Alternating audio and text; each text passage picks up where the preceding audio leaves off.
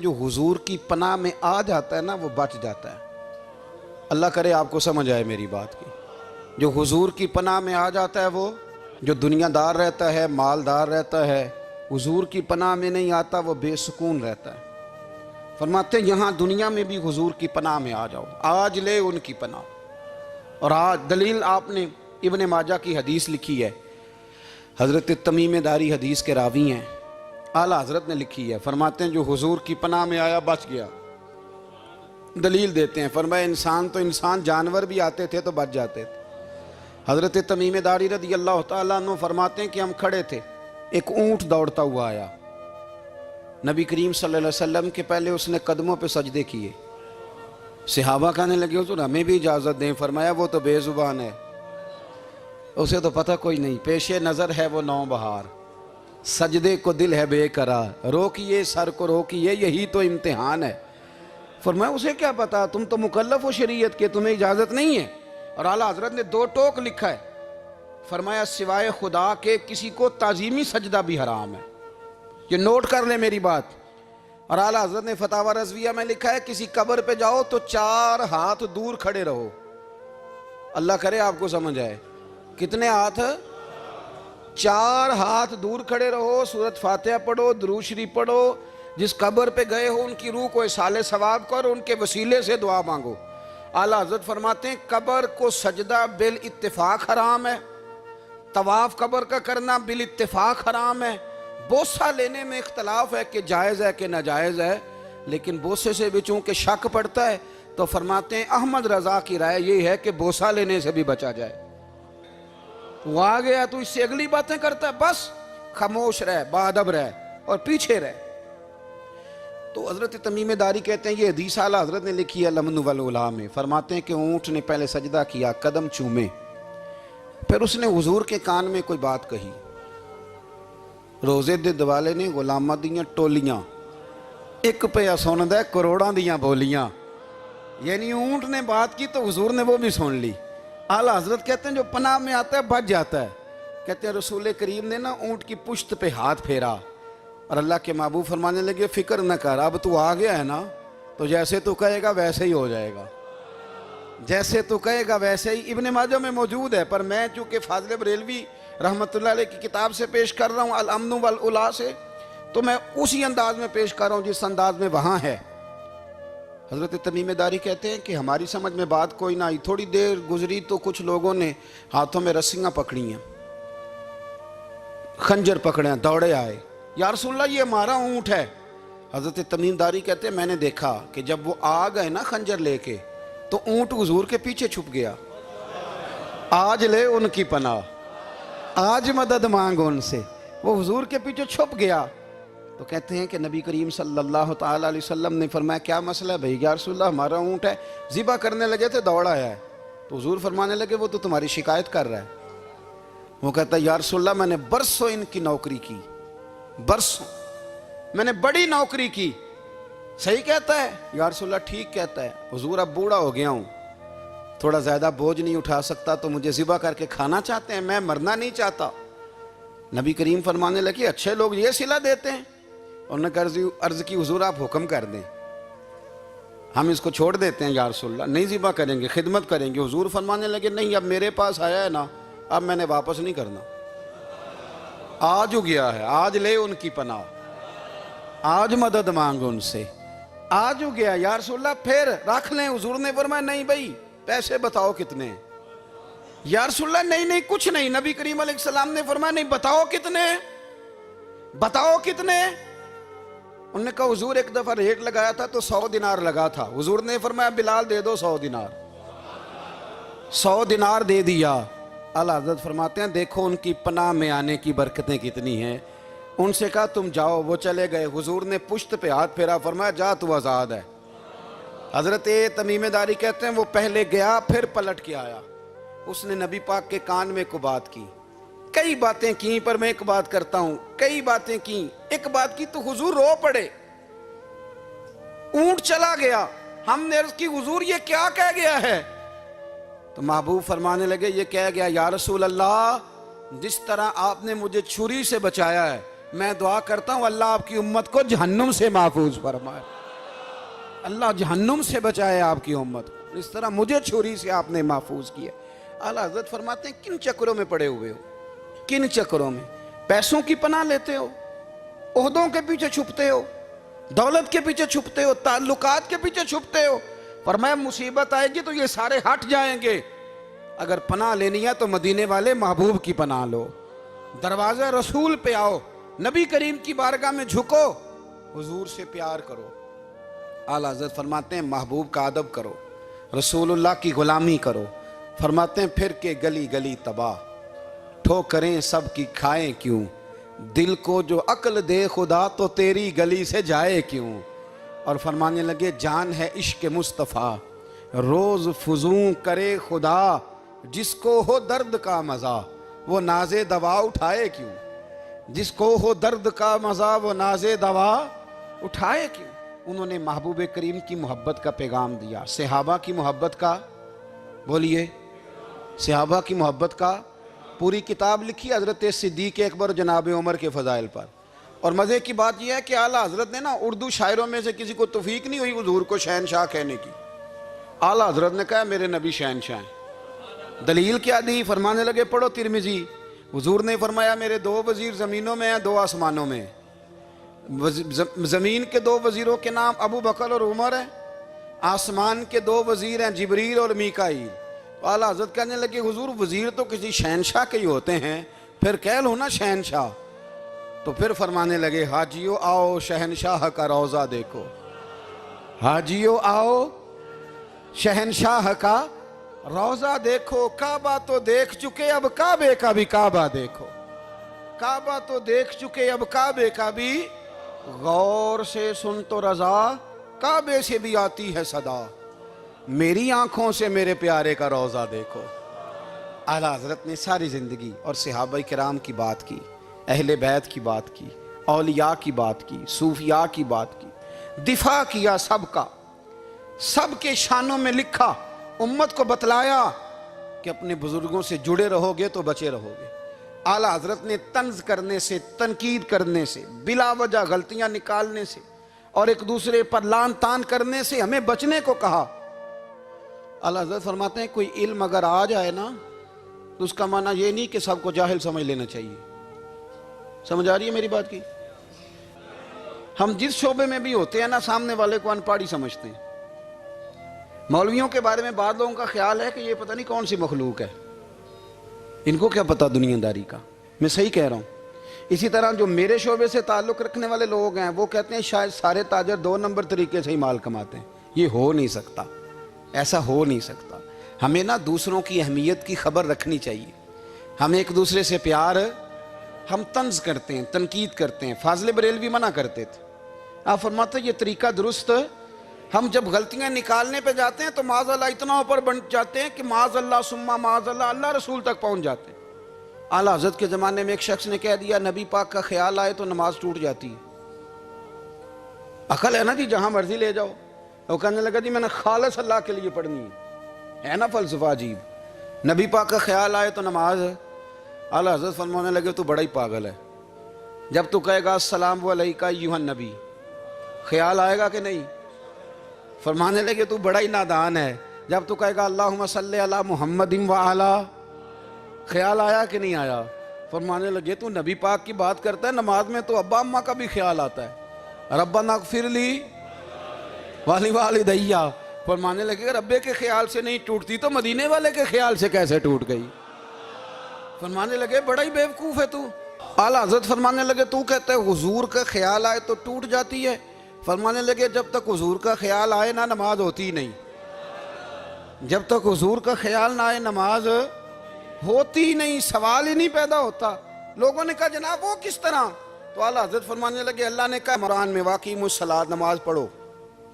ये नहीं बताया कितनी पढ़नी है, और ये भी नहीं बताया फजर की कितनी पढ़नी है, ये भी नहीं बताया जोहर की, ये भी नहीं बताया क़याम कैसे करना है, हमें ये भी नहीं बताया रुकू कैसे करना है। हमें पता कैसे पता चला? जब सहाबा ने कहा ना रब कहता है नमाज पढ़े तो कैसे पढ़ें, तो हुजूर फरमाने लगे सल्लू कमा रअयतुमूनी उसल्ली, नमाज उस तरह पढ़ो करो जिस तरह मुझे पढ़ते हुए देखते हो।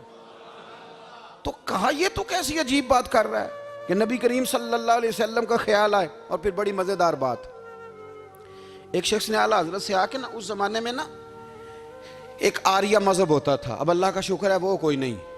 अब वैसे जो बड़े नए नए मज़हब निकल आए हैं, जो आदमी जितना पढ़ जाता है माज़अल्लाह वो एक नई बात ही शुरू कर देता है, और जो अनोखी बात करे उसके पीछे रश भी ज़्यादा हो जाता है। स्टाइल ज़रा हटके हो ना जी तो ज़रा माहौल जल्दी बन जाता है। तो वो आर्या मज़हब था, तो वो एक आर्या आ गया आला हज़रत के पास, आके कहने लगा कि फ़र्ज़ की अहमियत ज़्यादा है कि सुन्नत की। तो आला हज़रत फरमाने लगे भाई अहमियत तो फ़र्ज़ की ज़्यादा है। तो कहने लगे आपका वज़ू तो फिर सुन्नत से शुरू होता है। वज़ू में पहला फ़र्ज़ है मुंह धोना, और आप सबसे पहले हाथ धोते हैं, ये भी सुन्नत। नाक में पानी डालना ये भी, कुल्ली करना ये भी। मेरी बात की समझ आ रही है? उसने कहा ये आप अजीब लोग हैं, फ़र्ज़ अगर बड़ा है तो पहले फ़र्ज़ होना चाहिए था। समझ आ रही है मेरी बात की? लोग दीन पर बड़े बड़े मुख्तलिफ एतराज़ात करते हैं ना, उसने कहा जी पहले होना चाहिए था फ़र्ज़। तो मुंह धोना फ़र्ज़ है, आपने घुटनों तक हाथ धोए, अब ये जो आपने हाथ धो ये भी सुन्नत, कुल्ली करी तो वो भी सुन्नत, नाक में पानी डाला तो वो भी सुन्नत, तो आप तो चौथे नंबर पे फ़र्ज़ अदा कर रहे। तो आला हज़रत फरमाने लगे तुम असल में महबूब का ग़ुलाम नहीं ना। हाँ तुझे क्या पता हो ये बात क्या है, तू बैठ जा हमसे सुन, हम तुझे बताते हैं। उसने कहा जी क्या मतलब? फरमाने लगे ये महबूब जो है ना हमारे, ये हमें बड़ी जगहों से बचाते हैं, ये बचा बचा के फ़राइज़ तक ले जाते हैं। क्या क्या मतलब? कहने लगे हुजूर ने हमें कहा है कि पहले ना हाथ धो लो, पता चल जाए पानी ज़्यादा गर्म तो नहीं, मुंह जाली ना जाए, पहले ना देख लो। फरमाया फिर नाक में डाल के पता करा लो कि इसमें से बदबू तो नहीं आती, सुन्नत भी अदा हो गई, पता भी चल गया बू तो नहीं आ रही। और फरमाया फिर मुंह में डाल के चख लो कि बद जायका तो नहीं। अब ये 3 सुन्नतें अदा करके तुम फ़र्ज़ अदा करोगे तो अल्लाह भी राज़ी होगा, अल्लाह के रसूल भी राज़ी होंगे। और रज़विया में इस मज़मून को बयान करते तिरमिज़ी शरीफ की वो हदीस नकल करते हैं। आप फरमाते मुसलमानों इस हदीस को याद कर लो, अगर तुम इसे याद करोगे तो मजबूत हो जाओगे। हदीस क्या है? नबी करीम सल्लल्लाहु अलैहि वसल्लम ने फरमाया अगर सारे इंसान मिल के भी तेरा बुरा करना चाहें तो जब तक रब की मशीयत ना हो वो तेरा बुरा कर नहीं सकते। और हुजूर सल्लल्लाहु अलैहि वसल्लम ने फरमाया अगर सारे इंसान मिल के तेरा भला करना चाहें तो जब तक रब की रज़ा ना हो तेरा भला हो नहीं सकता। तो आला हज़रत फरमाते इस चीज़ को ज़हन में बिठाओ, मुसलमानों अपना रुजू अपने रब रसूल की तरफ मजबूत करो। ये क्या बात हो गई कि मैं इससे भी डर रहा हूँ, मैं उससे भी डर रहा हूँ, वो भी मेरे पीछे लग गया। फाज़िल बरेलवी रहमतुल्लाह अलैह इन चीज़ों से मना फरमाते थे। वो कहते थे ये तोहमात हैं, ओहाम परस्ती है, हमें इन चीज़ों से हमेशा बचना है, अपनी आने वाली नस्लों को बचाना है। और फरमाया करते थे रब की रज़ा पे जो राज़ी रहता है अल्लाह उसे सुकून वाली ज़िंदगी अता फरमाता है। हमारे यहाँ लोग पूछते हैं तबीयत कैसी है, लेकिन यूपी में, सीपी में, लखनऊ में पूछा जाता है कि क्या शिकायत है आपको? कहते हैं जी सर दर्द की शिकायत है। ये उर्दू का एक मुहावरा है। जनाब क्या शिकायत है? कहते जी मुझे कमर दर्द की शिकायत है। फिर पूछने वाले पूछते हैं कि जनाब उस शिकायत का क्या बना? तो सदरुल शरिया मौलाना अमजद अली साहब आज़मी रहमतुल्लाह अलैह फरमाते हैं आला हज़रत को बुखार था तो मैं हाजिर हुआ, तो मैंने कहा हुजूर शिकायत का क्या बना? कहने लगे मौलाना पढ़े लिखे हो के तो ऐसी बातें ना करो, शिकायत किससे करनी है? रब ने जिस हाल में रखा है बड़ा ही अच्छा रखा हुआ है, शिकायत का क्या माना हुआ? अल्लाह ने जहाँ समझा मुनासिब उसने हमें रखा है, शिकायत क्या होती है? मुझे किसी से शिकायत नहीं। फरमाया करते थे अल्हम्दुलिल्लाह मुझे सर दर्द भी होता है और बुखार भी होता है और मैं बड़ा खुश हूँ। ये वो वाली बीमारियां हैं, ये वो अमराज हैं जो नबियों के कदम भी चूमने आया करते थे। मैं खुशबख्त हूँ कि वो अमराज जो अम्बिया के पास आते थे, सर दर्द और बुखार, वो मुझे लगते हैं। अपनी ज़िंदगी को रज़ा वाली ज़िंदगी बनाया, यकीन बड़ा कामिल था मेरे आला हज़रत का। इमाम गज़ाली ने हदीस लिखी है, नबी करीम सल्लल्लाहु अलैहि वसल्लम ने फरमाया यकीन इस तरह सीखा करो जिस तरह तुम कुरान सीखते हो। आज मेरे दौर का सबसे बड़ा मसला यकीन की कमज़ोरी है। मुसलमान कच्ची पक्की सोचें सोचता है, कमज़ोर कमज़ोर जुमले बोलता है, इसको दुनियादारों के वादों पर इत्माद जल्दी होता है। लेकिन माज़अल्लाह अल्लाह रसूल के वादों के बारे में ये कई दफ़ा शकूक का शिकार होता है। इसे समझना चाहिए। फाज़िल बरेलवी एक पुख्ता यकीन वाली शख्सियत थे, पुख्ता यकीन वाली। बरेली शरीफ के दाएं बाएं ताउन का मर्ज फैल गया तो आला हज़रत फरमाते हैं मेरे मुंह में भी कुछ गिल्टियाँ निकल आईं। तो बाज़ लोगों ने कहा शायद आपको भी ताउन हो गया है। आला हज़रत रहमतुल्लाह अलैह फरमाते हैं जो सबसे बेहतरीन तबीब था वो लाया गया। उसने मेरा मुंह देख के, गिल्टियाँ देख के कहा खो आपको तो ताउन का मर्ज हो गया है। तो आला हज़रत फरमाने लगे मुझे सारी बीमारियाँ लग सकती हैं, ये नहीं लग सकती। उसने कहा हकीम मैं हूँ कि आप हैं? फरमाया नहीं आप ही हैं, पर यह बीमारी मुझे नहीं लग सकती, ये मुझे हो नहीं सकती। उसने इसरार किया तो आला हज़रत रहमतुल्लाह ताला अलैह उसको कहने लगे मियाँ तू जो मर्जी कर लेकिन मुझे ताउन का मर्ज नहीं हो सकता, ये बात तय है। वो नाराज़ होकर चला गया। अब ताउन की जो गिल्टियाँ होती थी ना वो बड़े बड़े महीनों नहीं जाती थी, तकलीफ़ रहती थी। आला हज़रत कहते मैंने उसी रात ना थोड़ी सी काली मिर्चों का सफ़ूफ बनाया और मिसवाक में रख के जब मुंह के अंदर छिड़का तो थोड़ा सा खून निकला और मेरा मुंह बिल्कुल ठीक हो गया। सवेरे मैंने कहा बुलाओ ना अपने हकीम को जो कहता था ताउन हो गया है। तो लोग कहने लगे हुजूर आपको वैसे कैसे पता था ताउन नहीं है? फरमाने लगे पता इस तरह था कि अल्लाह के रसूल सल्लल्लाहु अलैहि वसल्लम ने एक दुआ इरशाद फरमाई है। फरमाया किसी मरीज़ को देख के पढ़ लो अल्हम्दुलिल्लाहिल्लज़ी मिम्मब्तला का बिही वफ़द्दलनी अला कसीरिम मिम्मन खलका तफ़दीला। हुजूर ने फरमाया किसी बीमार को देख के, मुसीबत वाले को देख के ये दुआ पढ़ो, तुम उस मुसीबत में शिकार नहीं होंगे। फरमाने लगे मैंने ताउन के मरीज़ को देख के दुआ पढ़ ली थी। तारे टूट सकते हैं, चांद गिर सकता है, सूरज अपनी जगह छोड़ सकता है, पर मदीने वाले महबूब की बात गलत नहीं हो सकती। ये मेरा यकीन कामिल है। साढ़े नबी दी जुबान साढ़े वास्ते कुरान, ये बात गलत हो सकती? मजबूत यकीन फाज़िल बरेलवी का, मजबूत नजरियात। आला हज़रत रहमतुल्लाह ताला अलैह से किसी ने कहा आप किस तरह के मोमिन हैं, किस तरह के मोमिन हैं? तो आला हज़रत फरमाने लगे मेरा दिल चीरो, उसको खोलो, एक तरफ ला इलाहा इल्लल्लाह लिखा होगा, दूसरी जानब मुहम्मदुर रसूलुल्लाह लिखा होगा। खोल के देख लो। एक तो यकीन की। फिर दूसरी बात, खुश्क लोगों को जिंदगी गुजारने का मजा कोई नहीं आता। जिंदगी गुजारने का मजा उसे ही आता है जिसे किसी से प्यार हो जाता है। बाकी ना देखे ना, एक बंदा जबरन एक शख्स बच्चे पालता है, वो कहता है ये मेरे लिए क्या मुसीबत है 5 बच्चे, और एक शख्स को बच्चों से प्यार हो जाता है।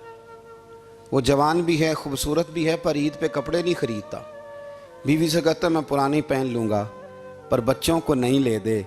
और भाई तेरी ख्वाहिशें मर गई हैं, तेरी खूबसूरतियों की तरफ जाने की आरज़ुएं ख़त्म हो गई। तो कहने लगा सारा कुछ है पर बच्चों से प्यार जो हो गया।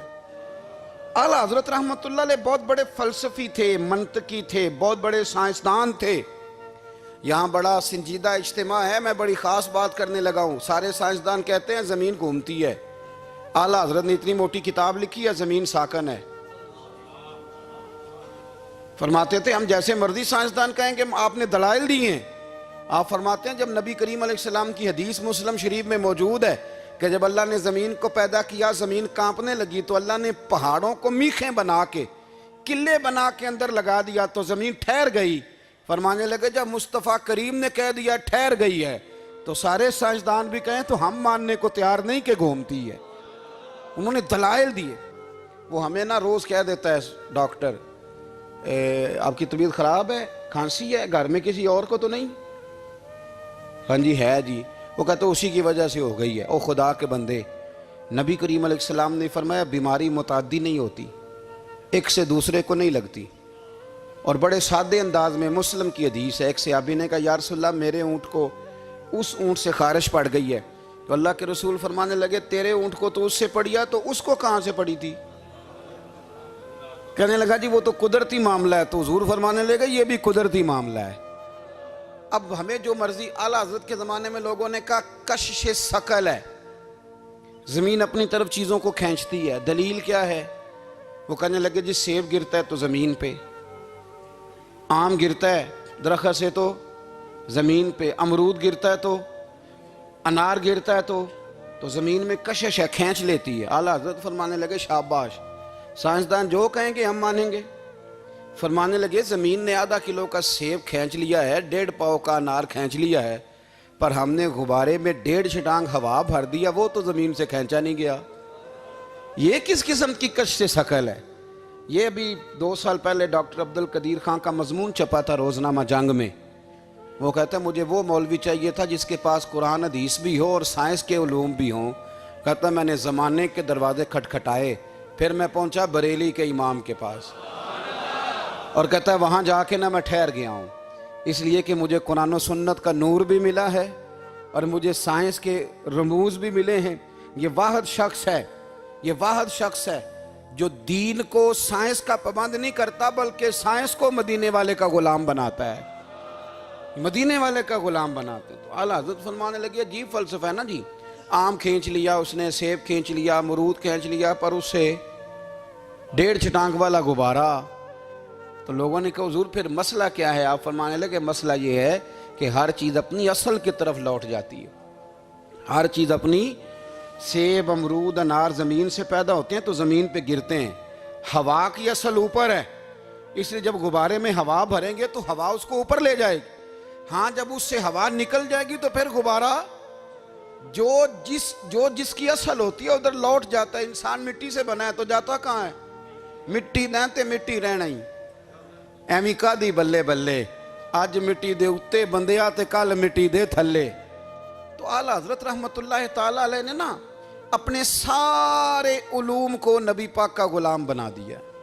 आप फरमाया करते थे आज ले उनकी पनाह, आज मदद मांग उनसे, कल न मानेंगे क़यामत में अगर मान गया।